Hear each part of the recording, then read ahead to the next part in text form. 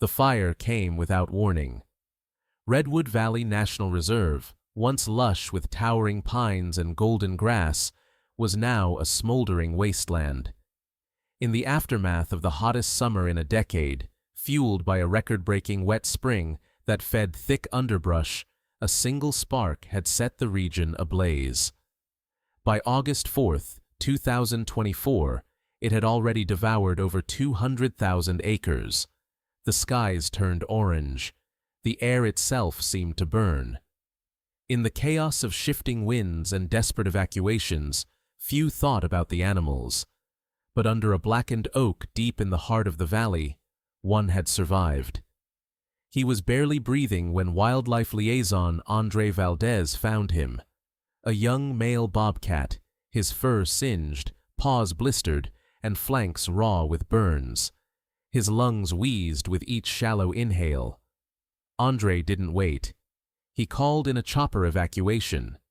The crew wrapped the cat in dampened gauze, lowered him gently into a crate, and flew him out of the fire's path. 6 hours later, Andre burst through the doors of the Sequoia Wildlife Recovery Center, his uniform still streaked with ash, carrying the crate like it held something sacred. "We're full, Doctor," Maya Lorne said without looking up from her intake board. Her voice was clipped, tired. "We've already diverted 4 injured raptors today. No room left." "You'll want to see this one," Andre said, setting the crate down softly. He came straight out of the redwood burn zone, near Horseshoe Ridge. That made her pause. Maya bent down and looked inside. The bobcat, just a little over 2 years old, she guessed, was curled into a tight ball, eyes half-lidded, barely conscious. The smell of scorched fur and burned pine clung to him like a second skin. She sighed. "Let's move." The next hour was a blur of triage. Dr. Chen, her lead vet, helped assess the damage. "Third-degree burns on all 4 paws," she noted grimly. "Second-degree burns down the right flank. Smoke inhalation. He's severely dehydrated. Let's start fluids immediately." "Will he make it?" Maya asked, rubbing her temples. "Physically?" Chen hesitated. "We've treated worse. But—" She lowered her voice. "He hasn't reacted at all. No hissing, no growling, just nothing. I think he's dissociating. We need to monitor him closely." They placed the bobcat, now called Ash by the night staff, into an isolation enclosure away from the others. No sudden movements, no unnecessary noise, just silence and shadows. The next morning, Haley Brooks, the center's senior wildlife behaviorist, observed him carefully. "Most wild cats lash out when cornered," she said after her 3rd visit. "He doesn't. He just shuts down. He won't even eat unless no one's in the room." They installed cameras. The footage confirmed it. Ash would only move during the dead of night. He'd pace for hours in tight, anxious circles, then retreat to his corner at the faintest hint of dawn. By week 2, Maya called a staff meeting. The room was quiet, except for the soft hum of ventilators and the buzz of old fluorescent lights. "I'm worried," she admitted. "We're doing everything medically possible. But if we can't get him to accept human proximity, we can't treat him long-term. It's not sustainable." "Isn't it too early to talk about euthanasia?" Haley asked, her brows furrowed. "I didn't say that," Maya replied. "But I won't let him suffer indefinitely if he can't recover mentally. We have a duty to his welfare, even if that means letting go." The weight of that statement hung in the room. That Friday afternoon, with tension mounting, Haley made one last attempt. But this time, she changed her approach. Instead of entering the enclosure, she sat on the floor of the corridor outside, her back pressed against the far wall, legs crossed. She didn't look directly at Ash. Instead, she opened a wildlife behavior manual and began reading aloud, softly, steadily. 45 minutes passed. She didn't move, didn't glance his way. Just her voice, low and steady, filling the sterile hallway with calm. The rhythm of words, the absence of threat. It was all deliberate. As she stood to leave, something made her glance sideways. Ash hadn't moved from his corner, but his eyes had. They were watching her. Haley froze. Their eyes met, only for a second, but it was enough. The first eye contact he had initiated since arriving. The breath caught in her throat. "I need 48 more hours," she told Maya later that evening, voice urgent, face alight with something like hope. "There's still someone in there." Maya hesitated, then nodded. "All right, but it's the last extension." Neither of them knew what the next day would bring. They didn't know that a man, still smelling faintly of wildfire smoke and burdened by his own silent scars, would soon walk through the center's doors. And nothing would be the same after that. The reception area of the Sequoia Wildlife Recovery Center smelled of antiseptic, pine wood, and exhaustion. It was just past 10 a.m. on Saturday morning when Ethan Cole pushed open the glass doors, the weight of his firefighting jacket slung over one arm. His eyes were bloodshot, his jaw dusted with stubble. He hadn't slept well in weeks. "I'm just dropping off some updated reports," he said quietly to the young volunteer at the front desk. "My team found a few trapped foxes near the northern ridge. Thought you might want the location data." The volunteer looked startled. Few people showed up unannounced these days, and even fewer in soot-streaked uniforms. Before she could respond, a voice behind her broke in. "You're with Sierra Ridge Fire?" asked Sophia, the volunteer coordinator, appearing from a side room with a clipboard in hand. Ethan nodded. "There's someone here I think you should see." "I'm not really," Ethan started. "Just take a look," she insisted. With a sigh, he followed her down the long corridor that ran behind the intake area, past enclosures housing an injured hawk, a mother opossum nursing babies under a heat lamp, and a young coyote with a splinted leg. The hallway dimmed as they reached the isolation wing. "Most of the animals recover with time," Sophia explained, her voice hushed. "But not this one. He's different. 2 weeks in, and he still won't let anyone near." She paused at a door and gestured. "We call him Ash, found right in the heart of the redwood fire. They think he survived by crawling under a fallen pine." Ethan stepped forward. Inside the enclosure, under a muted skylight, lay a motionless reddish-brown shape. His flanks rose and fell with shallow breaths. His ears twitched once. That was all. Burned scars still marred the bobcat's paws and side. But it wasn't his body that concerned Ethan. It was the way the animal pressed himself against the corner, eyes unfocused, not quite seeing. Not quite gone, but not quite present either. Ethan knew that look. He'd seen it in the mirror. "Where exactly was he found?" he asked. "Bidwell Canyon, just off the service trail. No one thought anything could have survived there." A strange weight settled in Ethan's chest. He remembered Bidwell Canyon, remembered the way the wind shifted without warning, the trees exploding into flame, the desperate scramble to evacuate as smoke swallowed the trail.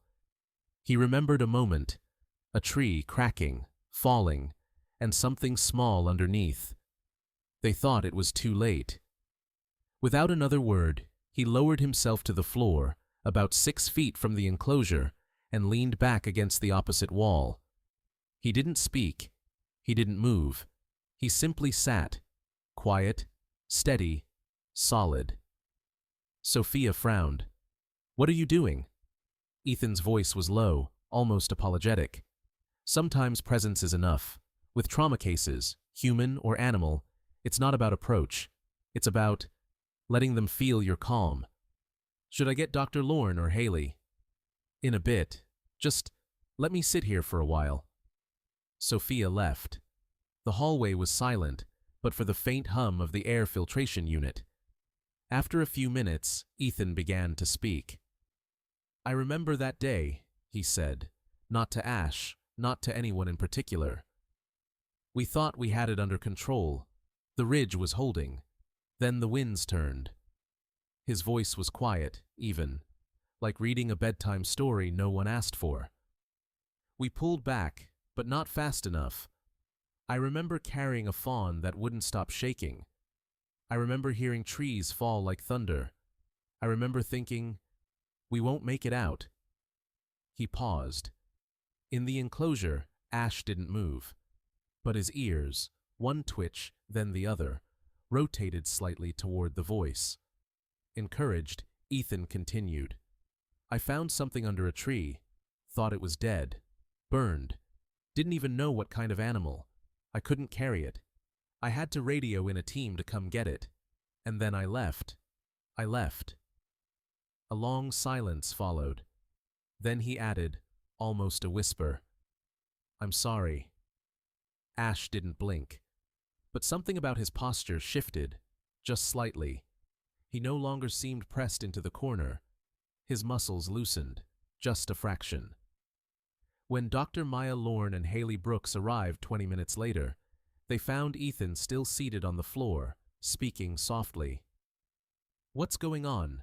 Maya asked, lowering her voice. "Watch," Sophia whispered.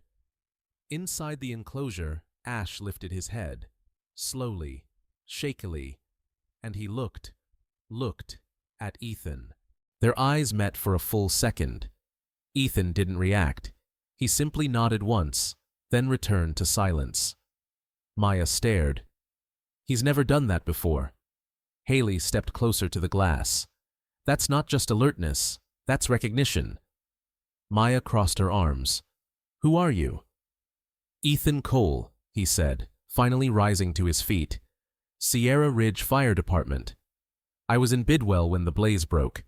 I think—" he hesitated. "I think I was the one who found him." "Whatever you're doing," Maya said quietly, "keep doing it." Ethan nodded. "Can I come back tomorrow?" "Yes," Maya replied, then added, "But why are you still in uniform? Still smell like ash?" Haley answered for him. "It's the scent. Familiarity. If Ethan was there during the fire, Ash might remember." From that moment, a silent agreement was made. Ethan would return. Not as a rescuer, not as a firefighter, but as something Ash hadn't had since the fire. A constant. Someone who had been there. Someone who had survived the same flames. The days that followed fell into a quiet rhythm. Every morning at 7 a.m., Ethan Cole arrived at the Sequoia Wildlife Recovery Center, still smelling faintly of smoke. Sometimes in full gear, sometimes just his jacket draped over his shoulders. He no longer came to drop off reports. He came for Ash. He never brought food, never tried to touch him.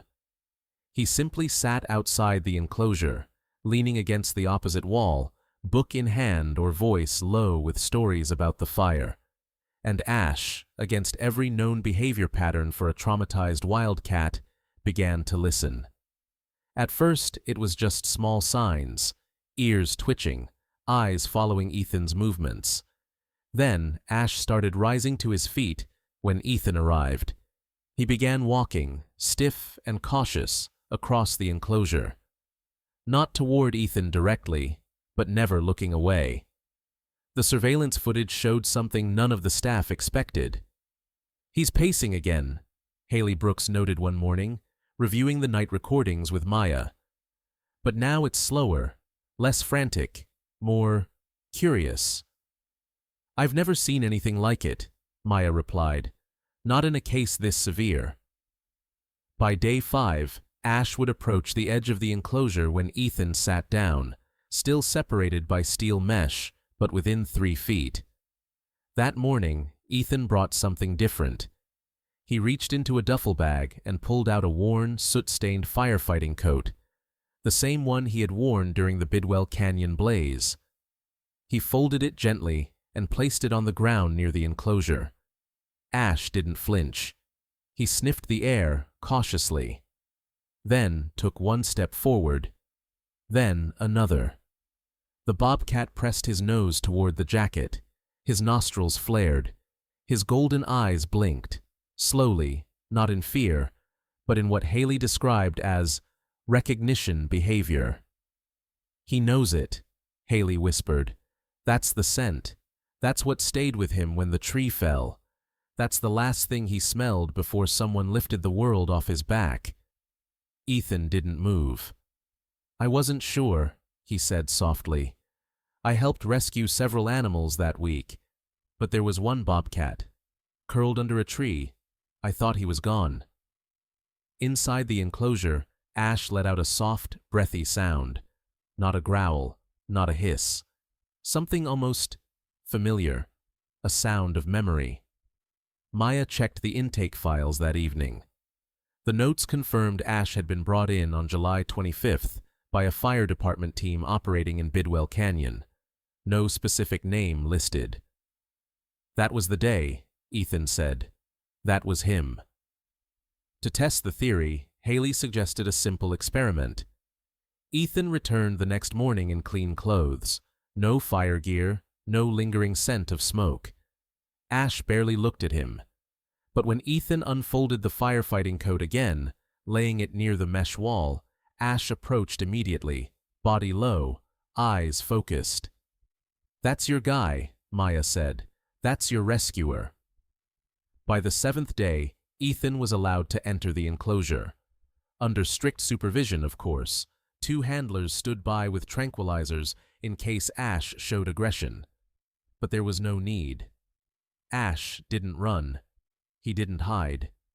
He stayed exactly where he was, alert, tense, but unafraid, as Ethan stepped inside and lowered himself slowly to the floor. No sudden movement, no eye contact, just the same quiet presence. 10 minutes passed, 15. Then Ash took a step, one paw, then another. He moved slowly, circling, then settled, not too close but not far, just within arm's reach. A collective breath held behind the glass. "He chose to stay," Haley whispered. The next visit, Ash came closer, and the next. By the end of week 2, he lay curled a few feet from Ethan, breathing slow and even. The bond deepened with each passing day, but it wasn't just Ash who was changing. Ethan began to sleep again. The tremors that haunted his hands each morning began to ease. His shoulders, once hunched in silent guilt, relaxed. He began talking to Maya over coffee in the break room. He laughed at Sophia's terrible jokes. He offered to fix the back gate when it jammed. Haley watched the transformation with quiet awe. "He's healing too," she told Maya one afternoon. "I think Ash is giving him what no therapist could." Maya nodded. "It's like they're repairing each other." Ethan never talked about the worst night, the moment when he thought he'd lost control of the line, when they had to abandon the southern ridge and leave behind dozens of trapped animals. But sometimes, in the quiet, he would reach out, not to touch, just to speak. "I didn't know if you'd live," he whispered once. "I never thought I'd see you again. I never thought you'd remember me." Ash blinked slowly, and Ethan swore. It looked like forgiveness. 2 months had passed. Ash's burns had long since healed. His fur was regrowing in uneven patches, and his eyes now moved with clarity, not fear. He was eating regularly, accepting basic medical checks, and even tolerating the presence of a few trusted staff, but only when Ethan was there. It was progress no one had dared to hope for, but it came with a dilemma. "He trusts you," Dr. Maya Lorne said during the staff assessment meeting, "but only you." "He's accepted Haley a bit," Ethan offered. "Yes," Maya nodded, "but it's conditional. You're the constant. You're the reason he tolerates the rest of us. That's a problem if we plan to reintroduce him into the wild." Around the table, the staff exchanged uneasy glances. Haley leaned forward. Is full reintegration even the right goal in this case? We've always prioritized return to wild when possible, Maya said. But emotional dependency complicates things. We risk releasing an animal who might seek human proximity, or become dangerously confused if that human isn't there. Ethan sat back, thinking. Let's say, I had an idea, he said slowly. There's a new preserve near my base, Cedar Edge Reserve. It's a monitored area, radio collars, motion sensors, wildlife cams. The Bureau of Land Management runs it as a soft reintegration zone. Haley looked intrigued. You're thinking supervised release? Yes, I could be involved in the monitoring rotation, not interfering, just available. If something goes wrong, I'd be nearby. Maya considered. You're a firefighter. How would that even work logistically? I already liaise with wildlife teams for rescue zones, Ethan said. Adding a monitoring component wouldn't be out of line. I've already spoken informally to the BLM team. They're open to it. It was unconventional, risky even. But so was everything about Ash's case, and it felt right. So, the team prepared.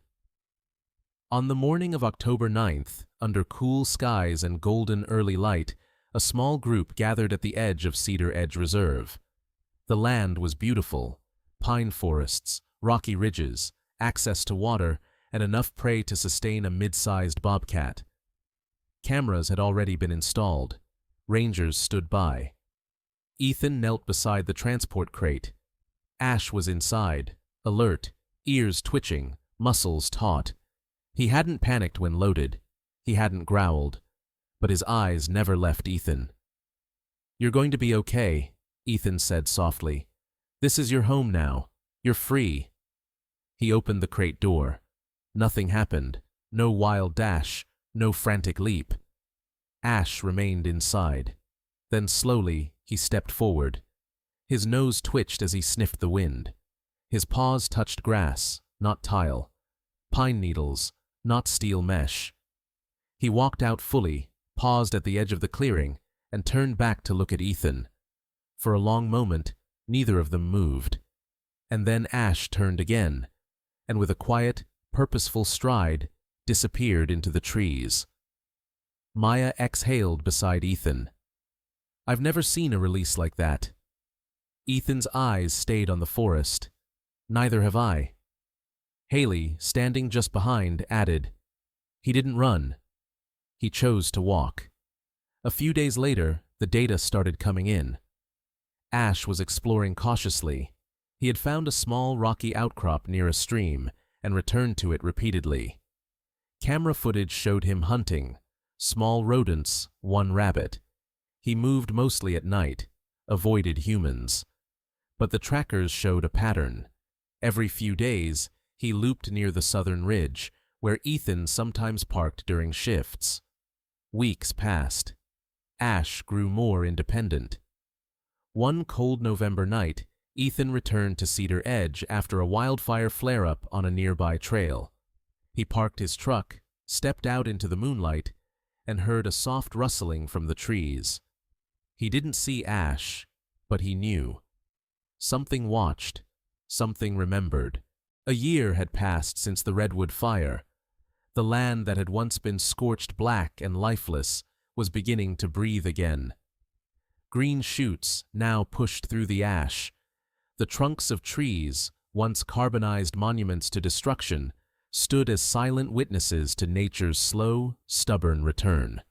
On a quiet afternoon in late July, Ethan Cole stood at the top of a hill overlooking the valley. He wasn't in uniform today. No helmet, no coat. Just a worn flannel shirt, hiking boots, and a small tracking receiver clipped to his belt. The beeping signal had led him here. He had no reason to come. Ash had been doing well on his own. The data showed that the bobcat had carved out a territory, developed healthy hunting patterns, and was avoiding human contact like any true wild animal should. He had become everything the fire had almost taken away from him. But Ethan came anyway, because some part of him needed to know. He stood in the open, breathing in the smell of pine, new grass, and distant smoke from a controlled burn far to the west. A hawk circled overhead. The wind rustled the canopy like it was whispering secrets. Then he saw him. At first, it was just movement, a shift in shadow between trees. But then Ash stepped into view, still sleek despite his rough past, his fur a shade darker now, but his eyes still gold. Unleashed, uncaged, wild. Ethan didn't speak. He didn't move. Ash stood across the clearing, ears forward, tail still. For a moment, neither of them did anything. It was a reunion with no ceremony, no dramatic music, no guarantees. Just two survivors standing on shared ground. After nearly a minute, Ash blinked. Once, slowly, and then turned, slipping silently back into the forest.